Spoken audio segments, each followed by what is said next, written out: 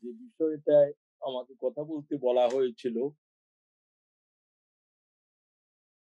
কোরআন শরীফটাকে যথার্থভাবে অধ্যয়ন করার মেথোডোলজি কি হবে? আমি এই বিষয়ের উপরে নম্বর দিয়ে কথা বলছি বুঝার জন্য। ১ নম্বর, কোরআন শরীফ অধ্যয়ন করার কোন মেথোডোলজির উপরে আমি সুন্নাহ বলতে পারব না যে এটাই মেথোডোলজি। এই কিতাবটাকে পড়ার জন্যে মৌলিক জিনিসগুলো আমাদের জানা থাকতে হবে, যেটা ইয়াতলু আলাইহিম আয়াতিহি ওয়া ইউযাক্কিহিম ওয়া ইউআল্লিমুহুমুল কিতাব ওয়াল হিকমাহ। রাসূলুল্লাহ সাল্লাল্লাহু আলাইহি ওয়াসাল্লাম এই কিতাবটাকে তেলাওয়াত শিখিয়েছেন। তো আমি তোমাদেরকে ১ম এ বলব, কোরআন শরীফের ছাত্রদের ১ম শিক্ষা, ১ম বর্ণমালা কোরআন তাসবিহদের সাথে কি জানতে হবে। লোকেরা বলে কোরআন গবেষক, কোরআন শরীফের একটা আয়াত বিশুদ্ধ হয়ে পড়তেই পারে না। তোমার গবেষণা-টবেষণা এগুলো জায়েজ নাই তোমার জন্য। তোমার জন্য ১ম ফরজ কোরআন শরীফকে ওয়ারাত্তিলিল কোরআনা তারতিলা। তারতিলের সাথে, তাসবিহদের সাথে কোরআন শরীফের তিলাওয়াত শিখা।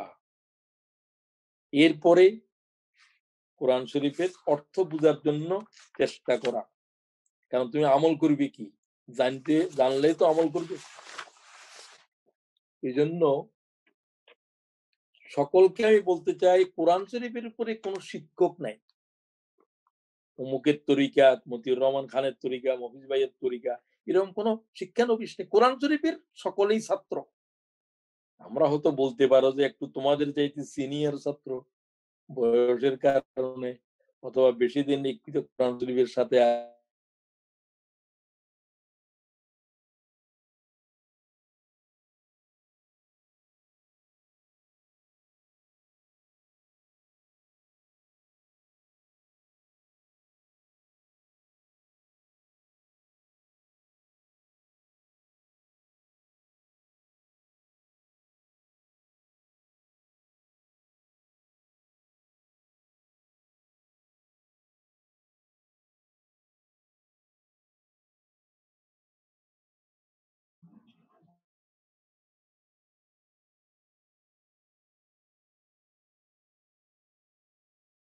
যারা হবে তাদের ভিতরে পিপাসা লাগবে কোরআন শরীফের উলুম গ্রহণ করার জন্য। পিপাসাটা অনেক বড় করতে হবে। এক গ্লাস পানি খেলে পানির পিপাসা মিটে যায়, তোমার পক্ষে কোরআন শরীফের পিপাসা আসে নাই। এটা পানির পিপাসা। কোরআন শরীফের পিপাসা এরকম যে আটলান্টিক দরিয়ার পানি যদি সাহারা মরুভূমির উপরে ঢেলে দেয়, তাহলে আটলান্টিক দরিয়ার গোটা পানির দরিয়া পান করে ফেলবে সাহারা মরুভূমি। তাহলে আমার হৃদয়ের ভিতরে সাহারার পিপাসা লাগবে। আমার কথাগুলো না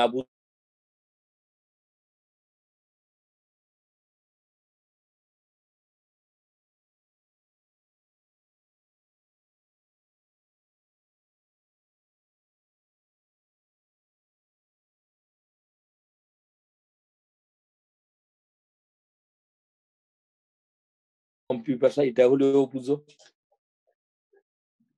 আচ্ছা, দ্বিতীয় জিনিস হলো, কোরআন শরীফের প্রত্যেকটা শব্দ, বর্ণ একেবারে আল্লাহ থেকে নাযিল হয়েছে। এর একটা শব্দ, একটা বর্ণ আল্লাহ ছাড়া কোনো গায়রুল্লাহর কোনো স্পর্শ নাই, স্পর্শ নাই। মোহাম্মদের নাই, জিব্রাইলের নাই, মিকাইলের নাই, কারো নাই। সমস্ত বর্ণ আল্লাহর, সমস্ত শব্দ আল্লাহর। আর এই কিতাবটাতে সন্দেহের কোনো অবকাশ গুঞ্জাইশ নেই, একেবারে চূড়ান্ত সত্য। এর প্রত্যেকটা শব্দ, প্রত্যেকটা আয়াত হেদায়ত, মানব জাতির গাইডেন্স। তোমাদের একটা প্রশ্ন ছিল, কোরআন শরীফের প্রতিটি বর্ণ কি হেদায়ত? শব্দ কি হেদায়ত? শব্দ ন, বর্ণও হেদায়ত, বর্ণও হেদায়ত। সেগুলি কি আলোচনা করার সময় আমার আছে? কোরআন শরীফের বর্ণ নয়, কোরআন শরীফের আওয়াজই হেদায়ত।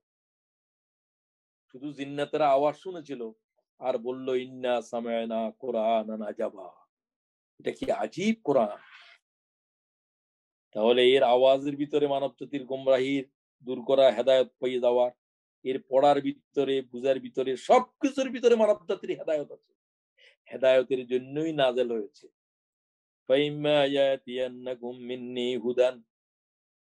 আদম আলাইহিস সালামের উপরে আল্লাহ আয়াত নাযিল করে, প্রথম মানুষ দুনিয়ার উপরে আল্লাহ কয়, আদম কি খাবে খাবে না, কি দেখবে দেখবে না, কোথায় যাবে যাবে না, সব আমার পক্ষ থেকে গাইডেন্স আসবে। দুনিয়া বড় বলে যা ইচ্ছা খেতেও পারবে না, যা ইচ্ছা যেতেও পারবে না। ওরে আল্লাহ, ফাইম্মা ইয়াতিয়ান্নাকুম মিন্নী হুদান ফামান তাবিআ হুদায়া ফালা খাউফুন আলাইহিম ওয়ালা হুম ইয়াহজানুন। যারা এই হেদায়েতকে অনুসরণ করবে তারা নিষ্কৃতি পাবে দুনিয়ার যন্ত্রণা থেকে, আখিরাতের যন্ত্রণা থেকে, শাস্তি থেকে। সুতরাং কোরআন শরীফ যারা অধ্যয়ন করছো তারা আল্লাহর এই কিতাবটাকে হেদায়েতের কিতাব হিসাবে, এটা শুধু গবেষণা করার কিতাব নয়, এটা রিসার্চ করার কিতাব নয়, এটার মূল কিতাব হলো যে এটা মানব জাতির গাইডেন্স। কারণ হেদায়েত এমন এক জিনিস এটা মানব জাতিরা রচনা করতে পারে না। শুকরের গোস্ত কেন খাবো না, ছাগলের গোস্ত কেন খাবো, এই কেনর জবাব পৃথিবীর মানব জাতিরা দিতে পারবে না। আর যদি তুমি দিতে চাও তাহলে তুমি গোস্ত খাইতেই পারবে না, কারণ এটা রায় বাইর হইতে হইতে তোমার হায়াত শেষ হয়ে যাবে। কথা বুঝতে পারছি? আমার আপন বোনটাকে বিয়ে করা হারাম, আমার চাচাতো বোনটা আমার জন্য হালাল। এই হালাল কেন, এটা কেন হারাম, এই কেনর জবাব তুমি যদি দিতে চাও তোমার পক্ষে বিয়ে করাও সম্ভব হবে না। তাহলে হেদায়েত আল্লাহ থেকে আসবে, আল্লাহ বলে দিবেন যে এটা হারাম, আমি যা বলছি এটার কাছে যাবে না, আমি যা বলছি হালাল এটার কাছে যাবে। এটা তোমাকে গবেষণা করে করে বের করতে হবে, নট নেসেসারি। আমার কথাগুলো বোঝার চেষ্টা করো, এরপর যদি সময় থাকে না বুঝলে কেউ প্রশ্ন করবে পরে। তাহলে কোরআন শরীফটাকে হেদায়েতের কিতাব হিসাবে অধ্যয়ন শুরু করো, লেখাপড়া করো। আর বলছিলাম যে কাগজ কলম সাথে রেখে আল্লাহর কোরআন পড়ো। অনার্স ক্লাসের ছাত্র পরীক্ষার পূর্ব নজরিতে যেভাবে লেখাপড়া করে কোরআনকে সারা জীবন সেভাবেই পড়তে হবে। আবার বলছি, পরীক্ষার পূর্ব রজনীতে ছাত্রছাত্রীরা যেভাবে অধ্যয়ন করে আল্লাহর কোরআনকে সেভাবে অধ্যয়ন করো।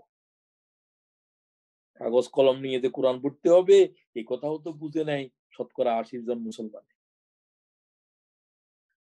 অবস্থা কিরকম দেখো।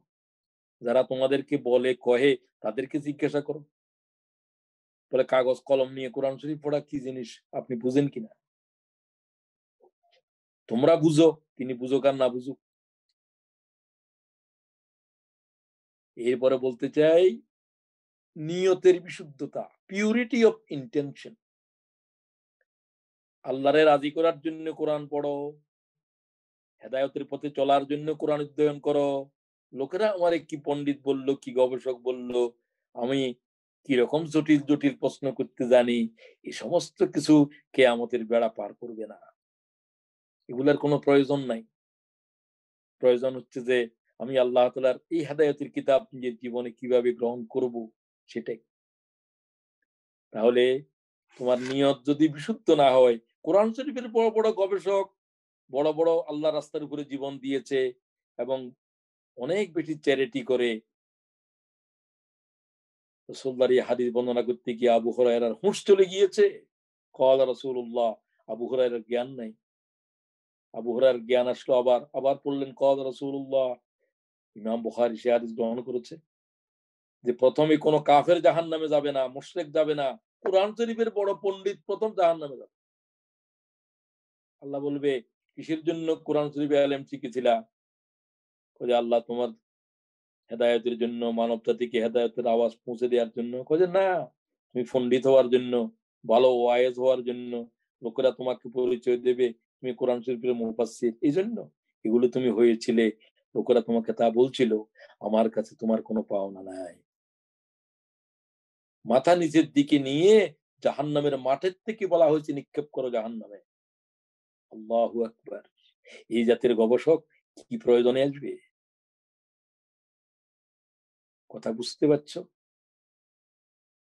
মূল একটাই সমস্যা, আল্লাহকে রাজি করার জন্য, কোরআন শরীফের হেদায়েত নেওয়ার জন্য আল্লাহর কিতাব পড়ে নাই, তার মতাদর্শ জাহের করার জন্য, ওটার জন্য দলিল দেওয়ার জন্য ওই যে প্রশ্ন করলা, ও আল্লাহ তাআলা আমাদের নিয়তকে বিশুদ্ধ করে দাও।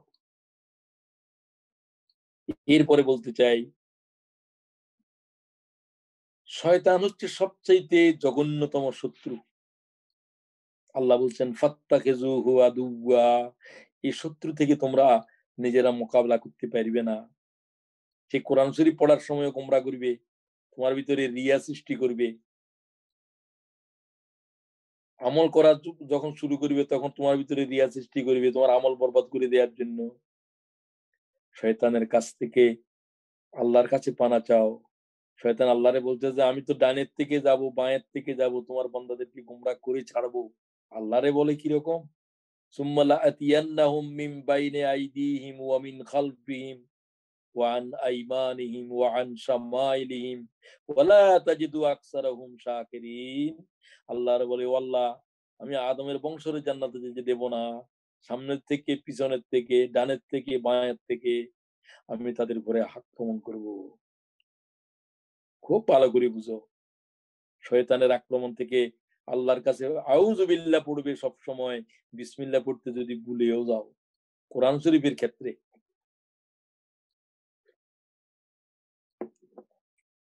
সুতরাং বিতাড়িত শয়তানের কাছ থেকে আল্লাহ তাআলার কাছে পানা না চাইলে কোরআন শরীফ থেকে গুমরাহ করে দিবে শয়তান। এমন জিনিস তোমার কোরআন শরীফ থেকে, ওই যে বললাম কাদিয়ানীরা এখান থেকে গুমরাহ হয়েছে, এরকম আরো বহু। বলছে আমাদের কাছে কোরআন আছে আর হাদিসের কি দরকার, শয়তানে পাইছে। আরেক শয়তানে পাইছে। শয়তান তো বহুত রকম, এক একজনের এক এক রকম।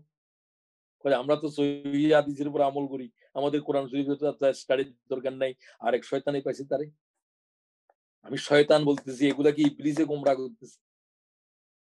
শুধু কোরআন, শুধু হাদিস, শুধু এটা, শুধু অহংকার, শুধু দেমাগ, সব ইবলিসের চাচাতো ভাই। আল্লাহর কাছে পানা চাওয়া ছাড়া কোনো রেহাই নেই। এরপরে বলতে চাই, আল্লাহর কাছে সাহায্য চাও। আল্লাহ, আমি আপনার কিতাব থেকে হেদায়েত চাই, আল্লাহ আমাকে হেদায়েতের আলো বকশিশ করেন। তৌফিক চাও। আল্লাহ তৌফিক না দিলে আল্লাহ শব্দ জিহ্বা থেকে বের করতে পারবে না। কি পণ্ডিত টন্ডিত এই সমস্ত বলো, কোরআন শরীফের একটা শব্দও বুঝবে না তুমি, কারণ আল্লাহ তাআলা তোমাকে তৌফিক দিচ্ছে না। পয়গাম্বর ঘরের ভিতরে, পয়গাম্বর বাপ, তারপরে হেদায়েত পাচ্ছে না। আর একটা জ্বলন্ত আগুনের উপরে এত নির্যাতনের পরেও আল্লাহ তাআলা তাকে হেদায়েত বকশিশ করেছে। সুতরাং সবসময় আল্লাহর কাছে সাহায্য চাইবে। রব্বানা লা তুযিগ কুলুবানা বা'দা ইয হাদাইতানা, সূরা ইমরানের ৮ নম্বর আয়াত পড়বে। ও আল্লাহ তাআলা, আমাকে হেদায়েতের পথে আমি আগাতে চাই, শয়তান আমাকে আগাতে দিচ্ছে না। আল্লাহ, আমি আপনার সাহায্য চাই পরবর্তীকার। হাদিস শরীফে আছে, আল্লাহর কোন বান্দা যখন আল্লাহর পথে আগাতে চায়, সে যদি এক বিঘত আগাতে চায়, আল্লাহ তার জন্য এক জেরা, এক হাত পর্যন্ত আল্লাহ এগিয়ে যাবে। সেই এক হাত আগাতে চাইলে আল্লাহ ২ হাত এগিয়ে যাবে। সুতরাং আমি ভাইদেরকে বলতে চাই, বোনদেরকে বলতে চাই, আমাদের সবাই এই আল্লাহ তাআলার সাহায্য কামনা করা, প্রতিটি ক্ষেত্রে শয়তানের থেকে আশ্রয় প্রার্থনা করা খুবই জরুরি কোরআন স্টাডি করার জন্য। এরপরে বলতে চাই, কোরআন শরীফের জন্য, পড়ার জন্য তোমরা যারা অধ্যয়ন করবে, তোমাদের কিছু উপায় উপকরণ লাগবে। AIDS for study, AIDS for study, অধ্যয়ন করার সহায়ক জিনিস। একটা ল্যাপটপ সংগ্রহ করতে পারো, খুব কঠিন নয়। এটা তুমি তোমার কোরআন অধ্যয়নের জন্য এক গুরুত্বপূর্ণ বিষয় হিসেবে নিতে পারো, ল্যাপটপ। এরপরে নিতে হবে বিশুদ্ধ অনুবাদ সহ কোরআন শরীফের কয়েকটা অনুবাদ। একটা আমি আগেই বলে দিয়েছি এবং আবার বলে দিচ্ছি, শব্দার্থে আল কোরআন, মতিউর রহমান খান, আধুনিক প্রকাশনী। এইটা তুমি আলেম হলেও দরকার মনে করি আমি, কারণ আমি এই দেশের আলেম ওলামাদের সাথে থাকি। কোরআন শরীফের উপরে এদের বিচরণ কার কতটুকু কিছুটা জানা হয়েছে, তবে কোরআন শরীফের উপরে বিচরণ আছে এই জাতের লোকদের সংখ্যা হাতে গোনার মতো আছে বলে আমি মনে করি না। কোরআন শরীফ খতম দিচ্ছে, ঠিকই আছে, কোরআন শরীফের আয়াতও বলতে পারে, তবে কোরআন শরীফের সাগরে সে এই দরিয়া মন্থন করে নেয়, এই সাগরে জলচর হয় না। সুতরাং কোরআন শরীফের কোনো অনুবাদ নাই। এগুলো অনুবাদ দেখি, এগুলো হচ্ছে যে অনুবাদ করেছে তার অনুবাদ। আল্লামা সুয়ুতী বলেন, কোরআন শরীফের একটা আয়াতের অনুবাদ পৃথিবীর কোনো মানবের পক্ষে করা সম্ভব নয়। কেন নয় এটা বুঝাইতে হলে আর 1 ঘন্টা কথা বলতে হবে, সে সময় আমার নাই। আল্লাহর কোরআনের যে ভাব গাম্ভীর্য, কোরআন শরীফের যে ব্যবহৃত অলংকার, কোরআন শরীফের আল্লাহর শব্দের যে গাঁথনি, কোরআন শরীফের সুরের যে ব্যঞ্জনা, কোরআন শরীফের তাৎপর্য আর গুরুতত্ত্বের যে রহস্য, এই সব কিছু ঠিকঠাক রেখে একটা আয়াতের তর্জমা কিভাবে মানব জাতিরা করতে পারবে? সুতরাং আমরা যেগুলো পড়তেছি এগুলো আল্লামা ইউসুফ আলীর তর্জমা পড়ছি, তিনি এই আয়াতের এইভাবে বুঝছেন।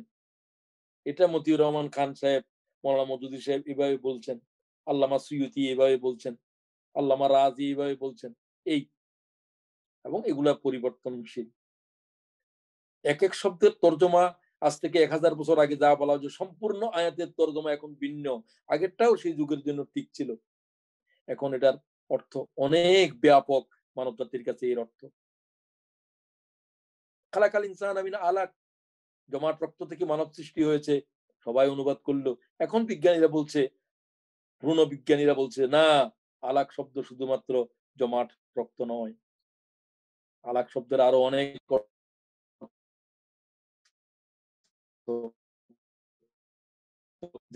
সাথে আছে। এই কথা কি আল্লামা রাজি বলেছিল? না, বলে নাই। সে যুগে ভ্রূণ বিদ্যার জন্ম হয়নি। এরকম আরো বহু কিছু আছে। সুতরাং তোমরা যে সমস্ত কিতাব কিনবে সেগুলোর ভিতরে একেবারে পুরানো কিতাব থাকতে হবে, তার তর্জমা, এবং সর্বাধুনিক আল্লাহর কোরআন শরীফের বিশেষজ্ঞরা কোরআন শরীফের যে তর্জমা করছেন সেগুলো। তো আমি কয়েকটার নাম বলে দিচ্ছি তোমাদেরকে, ইংরেজি এবং বাংলা আরবি যারা পারো তাদের তো ভালোই, এই 3 ভাষার একসাথে তর্জমা লাগবে, বেশি না হোক। এটা তোমার জীবনের পুঁজি হিসাবে তুমি কিনো, একদিনে না, এগুলো বহু দামও নাই। এই দেশে তো, আমি ইংল্যান্ডে তো এগুলো অনেকটাই ফ্রি পাওয়া যায়। যেমন আল্লামা ইউসুফ আলীর দি হোলি কোরআন ডক্টর জাকির নায়েকের হাতে থাকে। এই লোকটা ইংরেজি শিক্ষিত, ভারতের সিএসপি অফিসার ছিল। সে কোরআন শরীফের যে তর্জমা করেছে, অ্যানোটেটেড 7000 অ্যানোটেশন আছে, নোট আছে। সমগ্র দুনিয়ার আলেমেরা বলছে এই তাফসীরের উপরে, তর্জমার উপরে আঙ্গুল তোলার কার কোনো সাধ্য নাই। এটা জরিপ করেছে, জরিপ করে সৌদি আরবের থেকে দারুল ইসলাম এর সারা দুনিয়ার পণ্ডিতদেরকে যত তর্জমা ইংরেজিতে করা হয়েছে কোরআনের, আল্লামা ইউসুফ আলীর তর্জমাটাকে অথেন্টিক বলেছে। অথেন্টিক বলেছে আরেকটাকে ছিল মারমাদুক পিকথেলের দা হোলি কোরআন। এটাও না, পিকথেলেরটা গ্লোরিয়াস কোরআন। এই দুইটা তো একেবারে জরুরি ইংরেজির জন্য। বাংলাতে তোমরা তফিমুল কোরআন, যেটা আমি আগে বলছি, যেটা শব্দার্থে আল কোরআন, এর ভিতরে অনুবাদটা কিন্তু তফিমুল কোরআনের। তফিমুল কোরআন হচ্ছে ওই কিতাব, যে কিতাব আমার সমগ্র জিন্দেগিরে চেঞ্জ করে দিয়েছে। আমি প্রায় 14-15টা তর্জমা তফসির তো দেখি, বিশ্বের কাছাকাছি না হলেও। এমন এমন জিনিস আমি তফিমুল কোরআনের ভিতরে সমাধান পেয়েছি, যেটা আমার কাছে আর কোনো তফসির হাজির করতে পারেনি। আমার জীবনের সাক্ষ্য দিয়ে বলছি। সুতরাং এটা রাখো। ফি জিলাল কোরআন, ইবনে কসির, সমগ্র দুনিয়া এখন সবচেয়ে বেশি যে তফসির পড়া হচ্ছে ইবনে কসির। ইমাম উদ্দিন ইবনে কসির সমস্ত হাদিসকে সামনে দিয়ে দিয়ে তফসির করেছেন। এরপরে মারিফুল কোরআন অনেক তফসিরকে জমা করেছে, মারিফুল কোরআন একটা তফসিরের ভিতর। তারপরে যারা জালালাইন শরীফ, এটাও অনুবাদ হয়ে গেছে, এটা তফসিরের গ্রামার। তারপরে দ্য মেসেজ অফ দ্য কোরআন, আল্লামা তিনি তিনি হচ্ছে লিওপোল্ড উইস, তিনি কনভার্ট মুসলমান, তিনি রিভার্টেড। আল্লামা আসাদের, এটা আধুনিকদের জন্য। আমি যেগুলা বললাম এগুলো হলেই মোটামুটি তোমাদের জন্য স্টাডির জন্য চলবে। আর একটা যারা আরবি জানো তাদের জন্য সাফাফাসির, সাফাতুত তাফাসির, এই কিতাবটা সংগ্রহ করা যেতে পারে, খুব সহজ আরবিতে লেখা। এরপর তোমাদের আর কি উপকরণ লাগবে? একটা অ্যারাবিক ডিকশনারি লাগবে। এটা তোমরা যেকোনো একজন নিতে পারো। আর একটা কোরআনিক ডিকশনারি। ডিকশনারি একটা আছে যে ২ আরবিকের বহু শব্দ আছে তোমাদের এটার জন্য। আরেকটা শুধু কোরআনিক ডিকশনারি। হাফেজ মনিরুদ্দিন ভাইয়ের একটাও আছে। এটাও ভালো আমার কাছে মনে হয়েছে। সব শব্দগুলো কোরআন শরীফে যত শব্দ ৮০,০০০ শব্দই ওখানে আছে।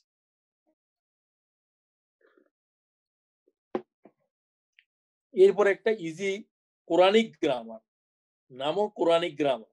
ভারতের একজন মহিলা লিখেছে, আমার কাছে খুবই ভালো লেগেছে। Quranic grammar. কোরআন শরীফের এর সমস্ত উপমাগুলো কোরআন শরীফের। কোরআন শরীফের আমি নাম বলে যাচ্ছি, তোমরা এই সমস্ত কিছু সংগ্রহ করার চেষ্টা করো। ল্যাপটপের ভিতরে কোরআন কর্পাস এবং তানজিল নেট এই দুইটো তোমরা অ্যাপস বের করবে। কোরআন কর্পাস তোমাকে ট্রান্সলেশন এই শব্দটা কোত্থেকে আসছে, এটা কি ইসিম না হরফ না ফেল কি কোন বচনের, সব কথা তোমাকে বলে দেবে। এটা ল্যাপটপের ভিতরে যে ঢুকাইছে কায়েস নামক এক ব্যক্তি, সে কত বড় যে নেকির কাজ করেছে, আল্লাহর কোরআনের কত সহজ করে দিয়েছে। এটা তোমাদের সবাই দরকার।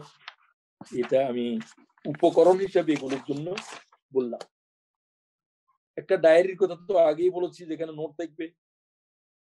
বোনটাকে বলার সময় বলেছিলাম তোমাদের সকলের সেটা দরকার। কোরআন শরীফের ল্যাঙ্গুয়েজ সম্পর্কে আমি বলতে চাই, কোরআনের ভাষা শিখাটা। আল্লামা শাফি বলছে কোরআন শরীফ শিখা যেরকম জরুরি, কোরআনের ভাষা শিখা এরকম জরুরি, যেহেতু কোরআন শরীফ অন্য ভাষায় ট্রান্সলেট করা যায় না। কোরআন শরীফকে কোরআন শরীফের ভাষায় শিখতে হবে। কোরআন শরীফকে কোরআন শরীফের ভাষায় পড়তে হবে নামাজে। সূরা ফাতিহার তরজমা পড়লে নামাজ হবে না, নামাজ ভাঙ্গিয়ে যাবে। তো ফাতিহাকে আরবি ভাষায় পড়তে হবে, কোরআনকে আরবি ভাষায় পড়তে হবে। এটা কি আল্লাহ আরবি ভাষায় নাযিল করেছে? ইন্না আনজালনাহু কুরআনান আরাবিয়্যা, কুরআনান আরাবিয়্যা। আর আল্লাহ বলছে এটা আরবি ভাষা এই জন্য করছি লাআল্লাকুম তাকিলুন, তোমরা যেন বুঝতে পারো, তোমরা যেন অনুধাবন করতে পারো। কারণ সব ভাষা বিবর্তন হয়, পরিবর্তন হয়ে যায়। ১০০০ বছর লাগবে না, ৫০০ বছর আগের বাংলা, ৫০০ বছর আগের ইংরেজি, ৫০০ বছর আগের অন্য যে কোনো ভাষার তুমি দেখবে আজকের ভাষার সাথে ৫০০ বছর পরের ভাষা কোনো মিল নেই। এক আরবি ভাষা আল্লাহর কোরআন ১০০০ ১৫০০ বছর পরেও অবিকৃত অবস্থায় রয়েছে এবং কিয়ামত পর্যন্ত ভাষা এটার কোনো পরিবর্তন হবে না। এই ভাষাটা আল্লাহর কোরআন অমুকে দিয়েছে, অমরত্ব ফুকে দিয়েছে। তোমরা যারা কোরআন শরীফের গবেষণা বা লেখাপড়া করো, গবেষণা কেউ করো, এই পর্যায়ে কেউ আসো বলে আমার এখনো মনে হয় নাই। তবে আমরা সবাই কোরআন শরীফের আজ বর্ণমালার ছাত্র। বর্ণমালার শব্দ বলছি আমি, আমাকে সহ। বহুত বহুত লম্বা, বহু বড় দরিয়া এটা। এই সাগর মন্থন করার জন্য বিশাল এক জীবনও লাগবে। আমাদের অনেকের হায়াতও হয়তো কুলাবে না। কিন্তু জান্নাতে যাওয়ার জন্য এত কিছু লাগবে না। এগুলো হচ্ছে কোরআন শরীফের মজা যদি উপলব্ধি করতে চাও, আল্লাহর কালামের রহস্য যদি তুমি জানতে চাও, আল্লাহর কালামের সৌন্দর্য যদি বুঝতে চাও, আল্লাহর কিতাবের বালাগত যদি তুমি পেয়ে পাগল হয়ে যেতে চাও, তাহলে তোমার জন্য। কিন্তু জীবন চলার জন্য যতটুকু দরকার সেগুলো যদি প্রথমবার পড়েছো ২ বার, ওর ভিতরে যা কিছু হালাল হারাম সবকিছু আছে, ওটাই যথেষ্ট জান্নাতে যাওয়ার জন্য। এগুলো হলো যারা আরো স্টাডি করবে, আরো স্টাডি করবে, আরো জানবে, জানার জন্যই তো কিতাব। তো তাদেরকে বলছি, তাদের ভাষা শিখার জন্য ২ জিনিস: ভোকাবুলারি, শব্দের শব্দের ভান্ডার, এই ব্যাপারে জ্ঞান থাকা, আর words and rules of words. কোন ভাষার ২ টো জিনিস মূল। একটা হলো ভাষার গ্রামার। গ্রামার হলো যে ভাষার লবণ। খাদ্য এতটুকু, লবণ এতটুকু। আমরা এখন শুধু লবণ নিয়ে আলোচনা করি। আরে মিয়া, লবণ বেশি দিলে তো খাবারেই খাওয়া যাবে না। খালি গ্রামার, গ্রামার বলো। গ্রামার তো সল্ট, লবণ। এটা বেশি দিলে তো এটা খাদ্য অখাদ্য হয়ে যাবে। খাবার কিছু নেই, খালি লবণ খায়। খালি গ্রামার আর নোক্তাচুনি করে। আমি আগেই বলেছি এটা কোরআন শরীফ নয়, এটা ব্রাহ্মণ। তোমাদের জন্য সহজ কথা হলো তোমরা কোরআন শরীফের শব্দ শিখো। ওই যে বলছি, পড়ার সময় শব্দগুলো যেন শব্দগুলোর সাথে পরিচয় হয়ে যাও। গ্রামার একদিনে শিখলে গ্রামার শিখার জন্য ২১ দিন লাগবে শুধু। প্রত্যেক ভাষার গ্রামার হলো ৫ চ্যাপ্টার। আমি নিজে ভাষার শিক্ষক। ৩১ বছর আমি ইংরেজি ভাষা শিখেছি, নিজে পড়েছি আমি এই ভাষার উপরে। ভাষা তো আমরা আরেকটা, তাও ফরেন ভাষা, মাতৃভাষা নয়। আরবিও আমার জন্য ফরেন ল্যাঙ্গুয়েজ। তো এই ভাষার ভিতরে বর্ণমালা, তোমার বর্ণমালা চিনো, এক চ্যাপ্টার। অর্থোগ্রাফি, ইটিমোলজি, সিনট্যাক্স, এগুলো। তো তোমার শব্দ প্রকরণ আর বাক্য প্রকরণটা একটু জানা, আর গুলো তো তোমাদের জানাই আছে। শব্দ জানো, তোমরা বর্ণমালা জানো, শব্দগুলো চিনতে হবে কোনটা কি। পার্টস অফ স্পিচ গুলো আরবির, পার্টস অফ স্পিচ ৩টা মাত্র, কিন্তু এর বিস্তৃতি অনেক বেশি। তো গ্রামার গুলো এই 5টা চ্যাপ্টার তোমরা পড়ার জন্য ১ মাস সময় যথেষ্ট কারো কাছে। আমি তোমাদের আব্দুল্লাহকে বলবো, তোমরা গ্রামারের উপরে ১ মাস শুধু ক্লাস করো। ১ মাসের বর্ণমালার উপরে, আরিফ বাগুল উচ্চারণ ঠিক এগুলোর উপরে, শব্দগুলো কিভাবে গঠন হয় সেগুলোর উপরে, বাক্য কিভাবে গঠন করে, কোরআন শরীফের বাক্যগুলো কিরকম, শব্দগুলো কিরকম, কোরআনিক গ্রামার তোমরা চ্যাপ্টার হিসাব দিয়ে দাও, সেগুলো তোমরা জুমে করাও। স্যার, একটা শব্দ সুখবর দিয়ে দেই, আমাদের ইতিমধ্যে কোরআনিক গ্রামার কোর্স এই আমাদের যারা আছে শিক্ষার্থী, এই কোর্সটা অলরেডি চালু আছে আলহামদুলিল্লাহ। খুবই ভালো। আর শব্দার্থগুলা এটা কোর্স করতে পারবে না। এটা তোমার ওই যে বললাম শব্দার্থে আল কোরআন জি। বা এরকম আরো আছে বই, বেশি নাই, ইংরেজিতেও আছে। তোমরা এগুলো যখন পড়বে, প্রত্যেকটা শব্দ নিচেই লেখা আছে, ডিকশনারির সাথে আছে। আলিফ লাম মিম জালিকা, উহা, কিতাব, কিতাব, এইরকম করে করে আছে। তাহলে তুমি শব্দগুলো যদি জানো, আর গ্রামার যদি তোমাদের ক্লাসে করায়, তোমার জন্য আরবি ভাষা শিখা তো কোনো বিষয়ই না, কোনো বিষয়ই না। এরপরে আসো, সম্পূর্ণ কোরআনটাকে আমি আগে বলেছি অন্তত অ্যাটলিস্ট 2 বার এই পড়ার সময় আর আর অন্যান্য লেখাপড়া বন্ধ রাখো, শুধু কোরআন শরীফই পড়ো, বন্ধ রাখো। সকালবেলায় বেশি পড়বে, বিশেষ করে ভোর রাত উঠে কোরআন শরীফ পড়তে পারাটাই বেশি হৃদয়ের উপরে আসর করে, সে সময় পড়ো। তো ওই কোরআন শরীফের বিশুদ্ধ হয় পড়ার পরে, তোমরা অর্থ সহ জানা শুরু করার পরে, এই কোরআন শরীফটাকে পড়ার সময় যেখান দিয়ে তুমি বুঝো না, কঠিন হয়ে যায় একেবারে, ওগুলো নোট রাখো। এত পারার এত নম্বর আয়াতটা বুঝে আসলো না, 2 নম্বর সূরা বাকারার এত নম্বর আয়াত, সূরা বাকারার এত নম্বর আয়াত, এত নম্বর আয়াত, এত নম্বর আয়াত, সূরা আলে ইমরান এত, এগুলা বেশি হবে না। আবার যখন পড়ে যাবে, আবার দেখবে যে এগুলোর জবাব কোরআন শরীফ ভিতরে তুমি পেয়ে গেছো। তারপরেও যদি বাকি থাকে, তখন যেটা বুঝে গেছো সেটা কেটে দাও, সেটা কেটে দাও, সেটা কেটে দাও।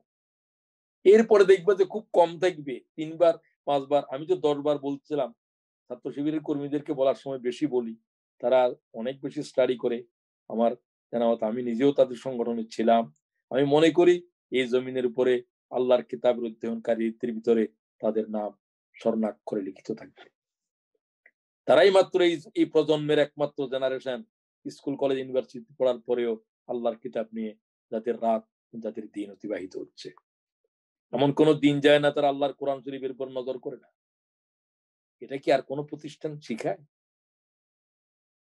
বিশ্বে আপনাদেরকে শিখান 6,000 বার সুবহানাল্লাহ পড়ো, 32,000 বার আস্তাগফিরুল্লাহ পড়ো, 33,000 বার লা ইলাহা ইল্লাল্লাহ পড়ো। কোনদিন বলেছো কোরআন শরীফের একটা আয়াত অন্তত বুঝে পড়ো?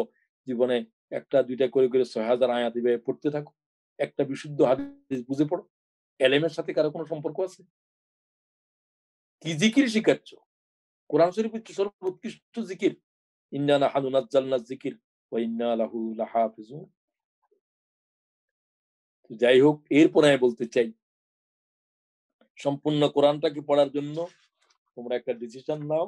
আমি জানতে চাইবো আব্দুল্লাহর কাছ থেকে, তোমাদের ক্লাস নাও নিতে, তোমাদের ভিতরে কয়জন কোরআন শরীফটা আগাগোড়া পড়ে অর্থ সহ 2 বার পড়ে 3 বার পড়ে শেষ করেছো? এরপরে কোরআন শরীফের 3য় বার 4র্থ বার পড়ার পরে তোমরা এখন নোট ব্যবহার করো। ওই যে কোরআন শরীফের আয়াতগুলো পড়ার সময় এখন জালিকাল কিতাব লা রাইবা ফি হুদাল লিল মুত্তাকিন, সব কথাগুলো কোরআনের উপর। কোরআন শরীফ থেকে কারা হেদায়েত পাবে? তো তুমি যখন এখন নোট করা শুরু করলে, কিভাবে নোট করবে? তুমি নোটের জন্য কিছু কলাম করে ফেলো। প্রথম সূরা বাকারা, এত নম্বর সূরার 1 নম্বর আয়াত থেকে শুরু। এই আয়াতগুলো কি কি কি বিষয়ের উপরে আছে, পাশে বিষয় লিখে রাখো। কোন বিষয়ে রাখো কোরআন, কোন বিষয়ে লিখে রাখো আল্লাহ, রসুল, আখেরাত, পরকাল, মহকেম, এরকম করে আমসাল, মুতাশাবে, এগুলো তো আছে 5 শ্রেণীর। আরো কিছু বিষয় তুমি নিজে লেখো, 10টা 5টা বিষয় লিখে রাখো, বিষয় লিখে রাখো, অথবা পাশে দিয়ে করো এটা। প্রথমে কোন সূরা, কোন আয়াত, বিষয়, তারপর একটা মন্তব্যের কলাম দাও। প্রথমটা কোরআন শরীফের প্রথম আয়াত মুতাশাবিহাত, আলিফ লাম মিম, এটা দুর্বোধ্য, এটার কলাম, এইরকম দুর্বোধ্য আয়াত যা আছে যেগুলো, সেগুলো এখানে লেখো। তো সেগুলা কোথায় কোথায় সূরা বাকারার প্রথমটা পাইলা, এরকম আরো আরো আরো আরো যেগুলো আছে মুতাশাবিহাতের অনেক আয়াত আছে, সেগুলো তুমি আস্তে আস্তে বুঝতে পারবে। সেগুলোকে, মুতাশাবিহাত গুলোকে একটা চিহ্ন দাও, মুতাশাবিহাতের মুতা দিয়ে, আল্লাহ শব্দটা আল্লাহ দিয়ে, রসুলটা রসুল দিয়ে, এইরকম বিষয় ভিত্তিক করে সূরা বাকারা খতম করো। কতটা বিষয়ের উপরে কোরআন শরীফ। সূরা বাকারা হলো যে সংক্ষিপ্ত কোরআন। সূরা বাকারা যে ভালো করে পড়েছে, সে কোরআন শরীফের উলুমের 3 ভাগের 1 ভাগ উলুম অর্জন করেছে। আমার কাছে মনে হয় আরো বেশি। তো এইভাবে আমি তোমাদেরকে বলতেছি যে আমি আমার কাগজের ভিতরে 6066 আয়াত কাগজে লিখে দিচ্ছি। আয়াত লিখি নাই, সূরা বাকারার এই আয়াত থেকে এই আয়াতের কি বিষয়, এই আয়াতের কি বিষয়, সারা কোরআন এইভাবে লিখেছি। এইভাবে তো কোরআন শরীফ স্টাডি করার জন্য বহুজনে তোমাকে বলে নাই। আমাকে তো আল্লামা মওদুদী শিখেছে এটা। আমি তো বলতে কোনো আপত্তি নাই। আমার মতো একজন জাহেলের উনার এত চরম বিরোধী ব্যক্তিকে কি করে যে আল্লাহর কোরআন শরীফের এই পিপাসা দেখালো এই লোক। আমি তোমাদেরকে বলতেছি যেটা কোনো আমার কোনো পাণ্ডিত্য নাই এখানে, কিন্তু আমি এর থেকে যে কি হাসিল করেছি আমি তোমাদেরকে বলছি, তোমরাও হাসিল করো। একটা প্রদীপ থেকে যদি 1 লক্ষ প্রদীপ জ্বালায়, প্রদীপের আগুন তো 1 সেকেন্ড কমে না, যেখানে আছে সেখানে থাকে। সুতরাং বিষয়ভিত্তিক ভাবে কোরআন শরীফটাকে আগাগোড়া মেহনত করো। আমি ওই বোনটাকে যে কোরআন শরীফটাকে হেফজ করার অনুভূতি আছে, আমি এই বোনটাকে ধন্যবাদ দিতে চাই। এরকম ভাইদের ভিতরে এরকম নাই। ওয়ালাইসাত যাকারু কাল উনসা, মরিয়মকে আল্লাহ বলছিল এ নারীর মতো কোনো পুরুষ নাই। আমি এই কথা বলতেছি না এই মেয়েটার মতো তোমাদের এখানে আর কোনো লোক আছে কিনা, আমি তার প্রতি এত প্লিজড হয়েছি তার কথায়। তো আমি এই কথা বলতেছি না ওয়ালাইসাত যাকারু কাল উনসা, এই মেয়ের সাথে কোনো ছেলের তুলনা হবে না। হয়তো হইতেও পারে, সে হয়তো প্রশ্ন করে নাই, আমি জানি না, আব্দুল্লাহর কাছে হয়তো খবর আছে, আমি বলতে পারবো না। যাই হোক, তুমি এরপরে আমি বলতে চাই, অন্যদের তৈরি করা কোনো নোট, এগুলো তোমার জন্য একটু বিষয়ভিত্তিক কোরআন সূরা, এগুলো একটু পড়ালেখা বন্ধ করো, বন্ধ করো। তুমি তো বিষয়ভিত্তিক কোরআন শরীফ লিখতেছো এখন, ওটা দেখার দরকার নেই, ওখান থেকে লিখবে না, তুমি পড়ার ভিতর থেকে পেলে। আমি এরকম নোট করার পরে আমি তোমাদেরকে বলতে চাই, তোমার ভিতরে এই ধরনের জ্ঞান আসবে, তুমি সকল বিষয়ের উপরে কোরআন থেকে কথা বলতে পারবে, এবং সেই কথাকে মোকাবেলা করার সাধ্য পৃথিবীর আরেকবার জন্ম হলেও পারবে না, কারণ কোরআনের কে মোকাবেলা করবে। সুতরাং তোমাদের কাছে আমার অনুরোধ থাকবে, এইভাবে বিষয়ভিত্তিক সারা কোরআনের আগা গোড়া 6000 আয়াত লিখে ফেলো। আচ্ছা আব্দুল্লাহ, আমার কথা কি বোঝা যায় কিনা? আমি কথা শেষ করবো এখন। জি স্যার, বোঝা যাচ্ছে কিনা? জি স্যার, জি স্যার, বোঝা যাচ্ছে। এরপরে বলতে চাই, আমার সময় হয়ে গেছে অনেক বেশি, আমি খাওয়া দাওয়া করি নাই। এই কিতাবটা হলো উম্মুল কিতাব। এর এক একটা, এ হলো কিতাবের মা, এর এক একটা বাক্যের ভিতরে হাজার হাজার কিতাব আছে। তোমরা এই কথাটা অনেকেই বুঝবে বলে আমার মনে হচ্ছে না, আজও বুঝতে বহু সময় লাগবে। আমি বলছি এর একটা আয়াতের ভিতরে একটা 1 লক্ষ কিতাব নয়, সপ্ত দরিয়ার কালি শুকিয়ে দেওয়ার কিতাব আছে। কুল্লাউ কানাল বাহারু মিদাদাল লিকালিমাতি রাব্বি লানাফিদাল বাহারু কাবলা আন তানফাদা কালিমাতু রাব্বি ওয়ালাউ জিনা বিমিসলিহি মাদাদা। আমার একটা কালেমাকে যদি তোমরা বিস্তৃতি করো, এর উলুমকে জমা করো, সপ্ত সাগরের কালি শুকিয়ে যাবে, একটা আয়াতের উলুম শেষ হবে না, তফসির শেষ হবে না।